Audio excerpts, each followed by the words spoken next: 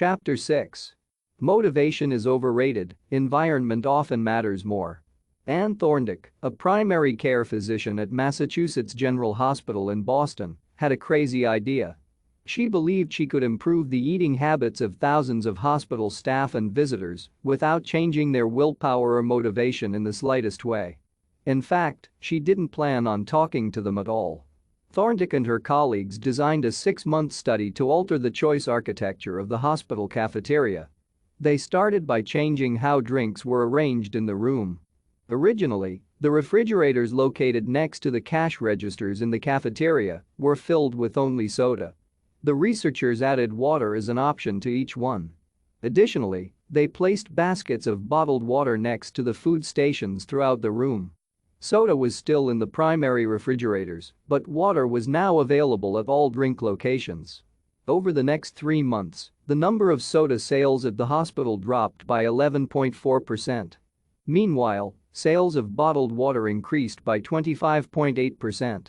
They made similar adjustments and saw similar results with the food in the cafeteria. Nobody had said a word to anyone eating there. People often choose products not because of what they are, but because of where they are. If I walk into the kitchen and see a plate of cookies on the counter, I'll pick up half a dozen and start eating, even if I hadn't been thinking about them beforehand and didn't necessarily feel hungry.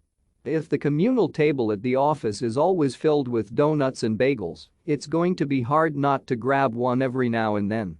Your habits change depending on the room you are in and the cues in front of you. Environment is the invisible hand that shapes human behavior. Despite our unique personalities, certain behaviors tend to arise again and again under certain environmental conditions. In church, people tend to talk in whispers. On a dark street, people act wary and guarded. In this way, the most common form of change is not internal, but external. We are changed by the world around us. Every habit is context-dependent. In 1936, psychologist Kurt Lewin wrote a simple equation that makes a powerful statement. Behavior is a function of the person and their environment, or B equals F, P. It didn't take long for Lewin's equation to be tested in business. In 1952, the economist Hawkins Stern described a phenomenon he called suggestion impulse buying, which is triggered when a shopper sees a product for the first time and visualizes a need for it. In other words, customers will occasionally buy products not because they want them, but because of how they are presented to them. For example, items at eye level tend to be purchased more than those down near the floor. For this reason, you'll find expensive brand names featured in easy-to-reach locations on store shelves because they drive the most profit, while cheaper alternatives are tucked away in harder-to-reach spots. The same goes for end caps, which are the units at the end of aisles. End caps are money-making machines for retailers because they are obvious locations that encounter a lot of foot traffic. For example, 45% of Coca-Cola sales come specifically from end-of-the-aisle racks. The more obviously available a product or service is, the more likely you are to try it. People drink Bud Light because it is in every bar and visit Starbucks because it is on every corner. We like to think that we are in control. If we choose water over soda, we assume it is because we wanted to do so. The truth, however, is that many of the actions we take each day are shaped not by purposeful drive and choice, but by the most obvious option. Every living being has its own methods for sensing and understanding the world.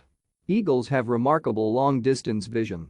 Snakes can smell by tasting the air with their highly sensitive tongues. Sharks can detect small amounts of electricity and vibrations in the water caused by nearby fish.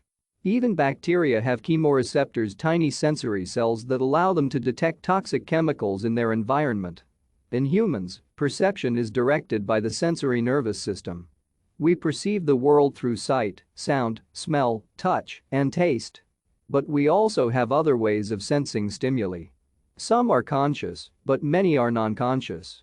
For instance, you can notice when the temperature drops before a storm, or when the pain in your gut rises during a stomachache, or when you fall off balance while walking on rocky ground. Receptors in your body pick up on a wide range of internal stimuli, such as the amount of salt in your blood or the need to drink when thirsty. The most powerful of all human sensory abilities, however, is vision. The human body has about 11 million sensory receptors. Approximately 10 million of those are dedicated to sight. Some experts estimate that half of the brain's resources are used on vision. Given that we are more dependent on vision than on any other sense, it should come as no surprise that visual cues are the greatest catalyst of our behavior. For this reason, a small change in what you see can lead to a big shift in what you do. As a result, you can imagine how important it is to live and work in environments that are filled with productive cues and devoid of unproductive ones. Thankfully, there is good news in this respect. You don't have to be the victim of your environment. You can also be the architect of it. How to design your environment for success. During the energy crisis and oil embargo of the 1970s, Dutch researchers began to pay close attention to the country's energy usage. In one suburb near Amsterdam, they found that some homeowners used 30% less energy than their neighbors, despite the homes being of similar size and getting electricity for the same price. It turned out the houses in this neighborhood were nearly identical except for one feature: the location of the electrical meter. Some had one in the basement. Others had the electrical meter upstairs in the main hallway. As you may guess, the homes with the meters located in the main hallway used less electricity. When their energy use was obvious and easy to track, people changed their behavior. Every habit is initiated by a cue, and we are more likely to notice cues that stand out. Unfortunately, the environments where we live and work often make it easy not to do certain actions because there is no obvious cue to trigger the behavior. It's easy not to practice the guitar when it's tucked away in the closet. It's easy not to read a book when the bookshelf is in the corner of the guest room. It's easy not to take your vitamins when they are out of sight in the pantry. When the cues that spark a habit are subtle or hidden, they are easy to ignore. By comparison, creating obvious visual cues can draw your attention toward a desired habit. In the early 1990s, the cleaning staff at Schiphol Airport in Amsterdam installed a small sticker that looked like a fly near the center of each urinal. Apparently, when men stepped up to the urinals, they aimed for what they thought was a bug. The stickers improved their aim and significantly reduced spillage around the urinals. Further analysis determined that the stickers cut bathroom cleaning costs by 8% per year. I've experienced the power of obvious cues in my own life. I used to buy apples from the store, put them in the crisper in the bottom of the refrigerator, and forget all about them. By the time I remembered, the apples would have gone bad. I never saw them, so I never ate them. Eventually, I took my own advice and redesigned my environment. I bought a large display bowl and placed it in the middle of the kitchen counter. The next time I bought apples, that was where they went out in the open where I could see them. Almost like magic, I began eating a few apples each day, simply because they were obvious rather than out of sight. Here are a few ways you can redesign your environment and make the cues for your preferred habits more obvious. If you want to remember to take your medication each night, put your pill bottle directly next to the faucet on the bathroom counter. If you want to practice guitar more frequently, place your guitar stand in the middle of the living room. If you want to remember to send more thank you notes, keep a stack of stationery on your desk. If you want to drink more water, fill up a few water bottles each morning and place them in common locations around the house. If you want to make a habit a big part of your life, make the cue a big part of your environment. The most persistent behaviors usually have multiple cues. Consider how many different ways a smoker could be prompted to pull out a cigarette. Driving in the car, seeing a friend smoke, feeling stressed at work, and so on. The same strategy can be employed for good habits. By sprinkling triggers throughout your surroundings, you increase the odds that you'll think about your habit throughout the day. Make sure the best choice is the most obvious one. Making a better decision is easy and natural when the cues for good habits are right in front of you. Environment design is powerful not only because it influences how we engage with the world, but also because we rarely do it. Most people live in a world others have created for them. But you can alter the spaces where you live and work to increase your exposure to positive cues and reduce your exposure to negative ones. Environment design allows you to take back control and become the architect of your life.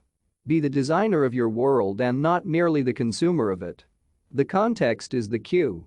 The cues that trigger a habit can start out very specific, but over time your habits become associated not with a single trigger, but with the entire context surrounding the behavior. For example, many people drink more in social situations than they would ever drink alone. The trigger is rarely a single cue, but rather the whole situation. Watching your friends order drinks, hearing the music at the bar, seeing the beers on tap. We mentally assign our habits to the locations in which they occur. The home, the office, the gym. Each location develops a connection to certain habits and routines. You establish a particular relationship with the objects on your desk, the items on your kitchen counter, the things in your bedroom. Our behavior is not defined by the objects in the environment, but by our relationship to them.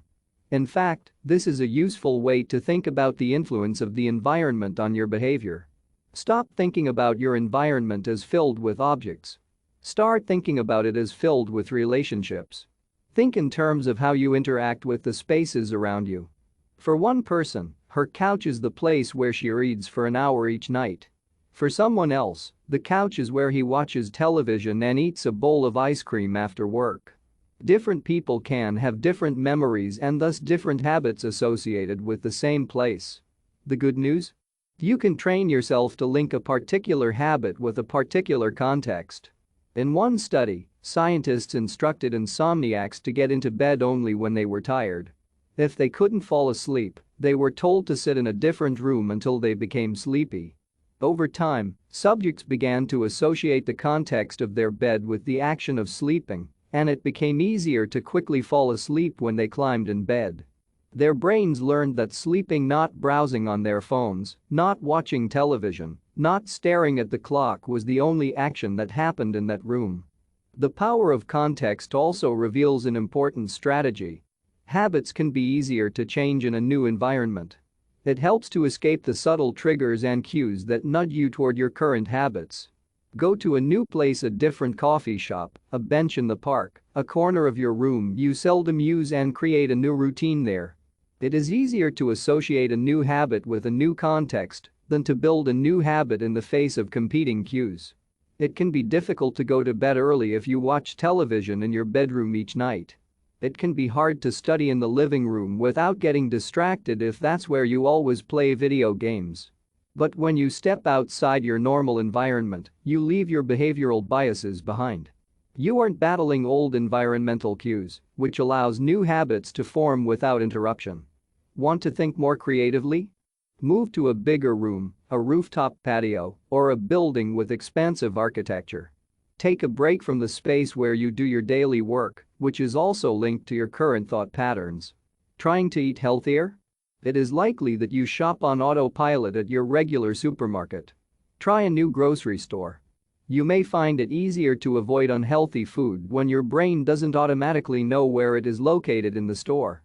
When you can't manage to get to an entirely new environment, redefine or rearrange your current one. Create a separate space for work, study, exercise, entertainment, and cooking. The mantra I find useful is one space, one use. When I started my career as an entrepreneur, I would often work from my couch or at the kitchen table. In the evenings, I found it very difficult to stop working. There was no clear division between the end of work time and the beginning of personal time. Was the kitchen table my office or the space where I ate meals? Was the couch where I relaxed or where I sent emails? Everything happened in the same place. A few years later, I could finally afford to move to a home with a separate room from my office.